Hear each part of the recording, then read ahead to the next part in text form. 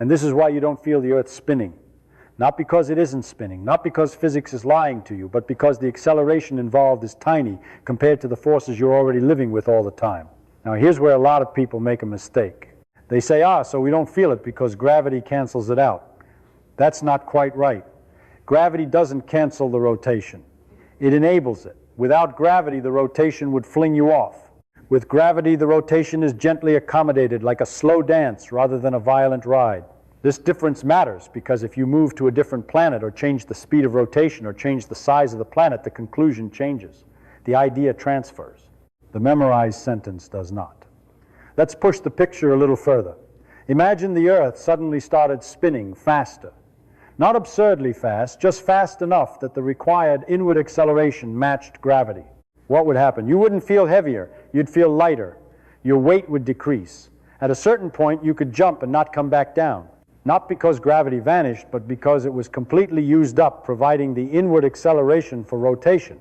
And that's not science fiction. That's a real physical limit. And it tells you that the reason you don't feel the Earth spinning isn't mystical. It's quantitative. But there's still something unsatisfying here. Because even if the acceleration is small, shouldn't there be some directionality to it? Shouldn't down feel slightly tilted? Shouldn't things fall a little sideways? Excellent. That's exactly the right discomfort to have. Because now we're ready to talk about frames of reference without using the phrase until we've earned it. Let's do something simple and dangerous. Let's drop something. You drop a ball from shoulder height. It falls straight down and hits the ground near your feet. You've done this experiment many times and it never surprises you. But if the Earth is spinning, shouldn't the ball land somewhere else? After all, while the ball is falling, the Earth is rotating underneath it. This is one of those questions where the answer is yes, but, which is the most interesting kind of answer in physics. Yes, the ball does land slightly east of where it would if the Earth weren't spinning. But the shift is tiny, far too small to notice without very careful measurement. And the reason it's tiny is the same reason you don't feel the Earth spinning. Everything involved is already sharing almost the same motion. When you release the ball, it already has the sideways velocity of the Earth's rotation. It doesn't lose that just because it's falling. So as it drops, it continues moving eastward at almost the same rate you are. The Earth doesn't slip out from under it in any dramatic way. This is a beautiful example of how intuition trained on everyday experiences can mislead you when you apply it carelessly. We're used to objects losing contact and then behaving independently. But in this case, the independence is subtle, not absolute. Now, suppose you didn't know the Earth was spinning. Suppose you lived your entire life in a windowless laboratory bolted to the ground. Could you figure out that the Earth was rotating just by doing experiments inside that lab? That question bothered physicists for a long time because it cuts right to the heart of what motion even means. If all motion were relative, if there were no absolute sense of rotation, then you shouldn't be able to tell. But it turns out you can. Not easily, but you can. One way is with a very long pendulum, like the famous one in Paris.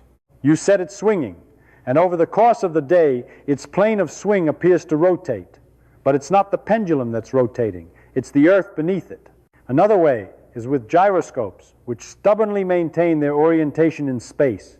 If the Earth rotates beneath them, they don't politely go along for the ride. So rotation is different from straight-line motion. It leaves fingerprints.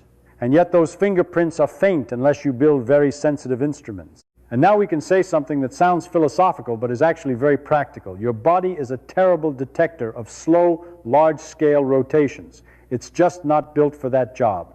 Evolution had other priorities. Your inner ear is excellent at detecting changes in motion, accelerations, especially sudden ones. That's why you feel dizzy on a spinning chair but not on a gently turning planet. The signals simply aren't strong enough. So the Earth is spinning. The physics is real. The effects are measurable. But they're quiet, subtle, polite. They don't shout at your nervous system. And that's an important lesson beyond this particular question. Nature often whispers. If you expect it to scream, you'll miss it entirely. But there's still one more misunderstanding we should clear up because it shows up everywhere from classrooms to cocktail parties. People often say, we don't feel the Earth spinning because everything is spinning together. And again, that's not wrong, but it's incomplete. It risks turning a deep idea into a slogan. The real reason this works is not just togetherness, but sameness of motion, uniformity. The fact that locally the laws of physics don't care whether you're rotating slowly with the Earth or sitting still in space, as long as the accelerations involved are small. This idea was pushed to its limit by Einstein, but it didn't start with him. It starts the moment you notice that a smoothly moving train feels just like a stationary room, but rotation sneaks in through the back door because rotation always involves acceleration. There's no such thing as rotation without acceleration. And that's why, in principle, rotation is detectable. So here's the refined statement, the one that survives, being moved from context to context. You don't feel the Earth spinning because the accelerations involved are small compared to the forces you're already adapted to, and because your local environment shares almost exactly the same motion. Change either of those, and the conclusion changes. Put yourself on a much smaller planet that rotates once every hour, and you'll feel it. Put yourself near the equator of a neutron star, and you won't survive long enough to feel anything at all. This is how physics stays honest. It doesn't say always, unless it really means always. It says, under these conditions, this happens. And that's why I get nervous when people memorize answers instead of understanding structures, because the memorized answer falls apart the moment the conditions change. Now, before we finish, let's do one last test. Let's see if you really understand this, not by repeating it, but by applying it somewhere else. Imagine you're inside a massive rotating space station designed to simulate gravity by spinning. You walk along the inner rim.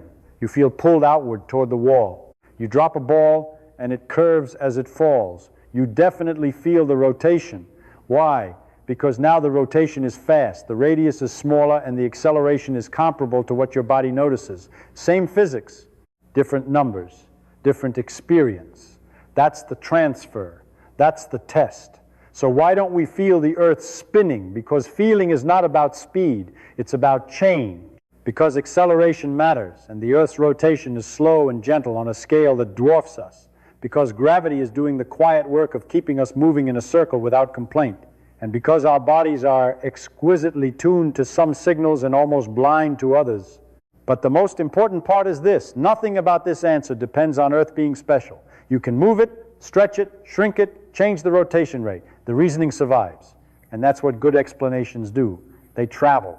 If you want to know whether you've really understood this, don't repeat my words. That's too easy. Instead, try this. Explain why you don't feel the Earth orbiting the Sunday, or why astronauts feel weightless while still moving at tremendous speed around the Earth, or why a smoothly accelerating elevator feels different from one at rest. If you can do that using your own examples, your own metaphors, then you haven't just learned something. You've made it yours. And that, as far as I'm concerned, is the whole point of doing physics in the first place. If you're curious where to push this next, you can ask a dangerous question: what motion can we never feel at all? Or if you prefer something more mischievous, ask whether the universe itself might be rotating and how we'd ever know. Try to think it through before you look it up. That's where the fun is. If the Earth is spinning at about 1,000 miles an hour at the equator, and that's not a typo, it really is moving that fast, then why don't you feel it? That's the puzzle. Not a trick question, not a philosophical one, a very honest physical, what's going on here kind of question. Because if you were sitting in a car going 1,000 miles an hour, you'd know it very quickly. Possibly for the rest of your short life. So let's not rush. Let's do the thing I always like to do, which is to stop pretending we understand the question and actually look at what we mean by it. When you say you don't feel the Earth spinning, what are you expecting to feel? Wind pulling your face backward, a constant shove to the side, maybe your coffee sliding off the table, because those are the sensations we associate with motion in everyday life. And that's already a clue that we're mixing things up. I remember once being asked something similar by a student who said, if the Earth is moving, why doesn't it feel like it's moving? And I said, well, what does moving feel like? And they thought for a moment and said, like being in a car. And that answer is exactly right and exactly wrong in the way that matters.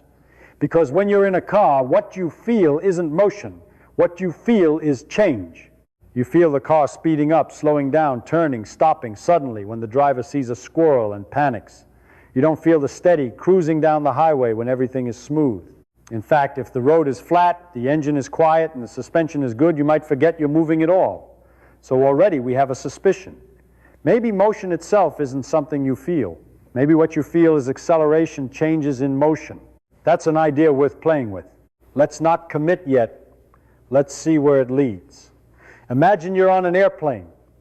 You've taken off, climbed to cruising altitude, and now the plane is moving at, say, 550 miles an hour. Faster than any car you've ever been in. And yet, once the seatbelt sign turns off, you stand up, walk to the restroom, spill coffee on your lap, and everything behaves exactly the way it would if you were sitting in a building on the ground. No mysterious sideways force. No sensation of racing through the air at half the speed of sound. Why not? Well, because the plane isn't changing its motion. It's moving at a nearly constant speed in a straight line. And your body, the air inside the cabin, the coffee in your cup, and your stomach are all moving together. There's no relative motion between them, nothing to push against you, nothing to complain about. So let's try saying something dangerous but useful uniform motion doesn't announce itself. It doesn't knock on the door and say, hello, I'm motion. It just happens quietly. And if everything around you is sharing that motion, you have no local experiment, no simple sensation that tells you it's there. That's already a big piece of the answer. But wait, the Earth isn't moving in a straight line. It's spinning. That means it's constantly changing direction. And changing direction is a kind of acceleration. So shouldn't we feel that? Good. That's the right objection. That's the moment where the question sharpens instead of dissolving. Because if the Earth were a spinning amusement park ride, we'd expect to feel flung outward, like when you're pressed against the wall of one of those rotating cylinders and gravity seems to disappear. And yet here we are, standing comfortably, not plastered against the nearest building. So something subtle is happening. Something that requires us to slow down and build a picture, not with equations first, but with intuition. Let's try a little thought experiment. Nothing fancy. Suppose you're standing on a merry-go-round. It's rotating slowly at first. You can feel it. Your feet adjust. Your balance notices. Now it spins faster. You feel pulled outward. You lean inward to stay upright. If it spins very fast, it becomes uncomfortable, even frightening. Now imagine the merry-go-round is so big that you can't see the edge. So big that from where you're standing it looks flat. And it spins, not once every few seconds, but once every 24 hours. Would you still feel it? That's not a rhetorical question. That's the Earth. But before we jump to the conclusion, let's examine what actually causes that pulled outward feeling on the merry-go-round. Is it the rotation itself, or is it how fast the direction of your motion is changing compared to the size of the circle you're moving in? Because here's a funny thing. You can be moving very fast in a circle and not feel much at all if the circle is big enough. That's why airplanes can turn gently without spilling your drink, while a sports car taking a tight turn at much lower speed can throw you sideways. So already we're beginning to suspect that speed alone isn't the villain, nor is spinning by itself. It's the combination of speed and tightness of the curve, the rate at which your velocity vector is being bent. And now we're close to something important, but not quite there yet. Let's keep going carefully, because this is where people often memorize a word instead of understanding an idea. And memorizing the word doesn't help you when the situation changes. Suppose we agree, at least tentatively, that what you feel is not motion but acceleration. That's a nice clean statement, but it's too clean. It hides more than it reveals unless we unpack it carefully. Acceleration doesn't just mean speeding up. That's how it's taught to children, and it's fine for a while, but it's incomplete. Acceleration means any change in velocity, and velocity includes direction. So going in a circle at constant speed is still acceleration because your direction is constantly changing. Now here's the question we actually need to answer. How big is that acceleration for someone standing on the Earth? Is it large enough to notice, or is it so small that other effects drown it out completely? Let's try to build a picture you can carry around in your head.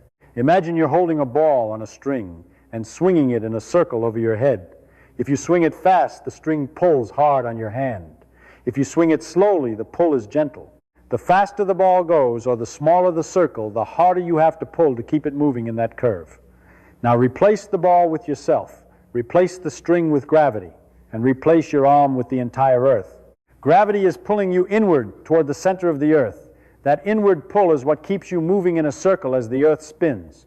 If gravity weren't there, you wouldn't stick to the surface at all. You'd fly off in a straight line tangential to the Earth's rotation. So here's the key idea, and it's worth pausing on it. Gravity is doing double duty. It's not only holding you on the ground, it's also providing the inward force required to keep you rotating with the Earth. Now ask the obvious. Follow-up, is gravity pulling harder than necessary, or just barely enough?